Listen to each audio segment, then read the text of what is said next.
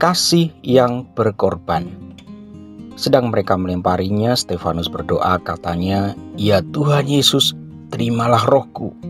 Sambil berlutut ia berseru dengan suara nyaring, "Tuhan, janganlah tanggungkan dosa ini kepada mereka." Dan dengan perkataan itu meninggallah ia.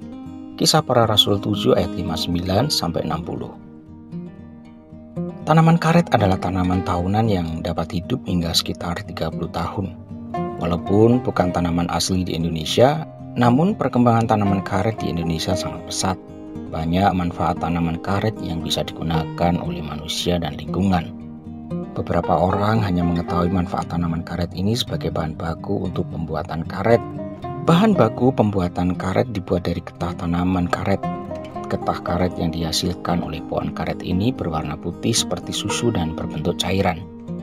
Getah karet ini diambil dengan cara disadap, yaitu dengan cara melukai bagian pohon karet secara mengerucut ke bawah sehingga getah tersebut turun ke ember atau tempat penampungan getah yang sudah disiapkan sebelumnya.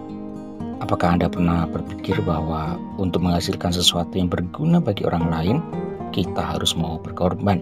Mungkin kita harus dilukai seperti pohon karet, atau kita harus mengalami kesakitan dan penderitaan lebih dahulu agar kita bisa merasakan penderitaan orang lain. Di dalam Alkitab, selain Tuhan Yesus sendiri, murid-murid Tuhan juga mengalami aniaya dan penderitaan agar mereka bisa mengabarkan Injil. Dan akhirnya mereka menjadi martir di akhir hidup mereka dalam melaksanakan amanat agung Tuhan. Bukan saatnya kita hidup dengan mementingkan diri sendiri, yang penting saya selamat. Tetapi marilah kita menyediakan hidup kita untuk orang lain, khususnya bagi mereka yang belum diselamatkan. Ingatlah firman Tuhan yang berbunyi, "Sama seperti anak manusia datang bukan untuk dilayani, melainkan untuk melayani dan untuk memberikan nyawanya menjadi tebusan bagi banyak orang." Matius 20 ayat 28. Kasih Yesus Kristus kepada manusia yang berdosa sungguh sangat dalam dan tak dapat dibandingkan dengan kasih manapun yang terdapat di dunia. Mengapa demikian?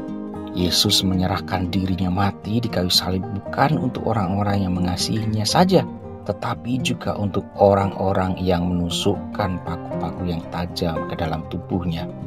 Di kayu salib, Yesus berkata, "Ya Bapa, ampunilah mereka, sebab mereka tidak tahu apa yang mereka perbuat." Lukas 23 ayat 34. Jika pohon karet bisa berkorban dengan terus dilukai untuk menghasilkan getah, bagaimana dengan kita? Maukah kita memberikan kasih kepada orang lain walaupun kita teraniaya dan menderita, seperti kasih Kristus, kasih yang berkorban? Amin.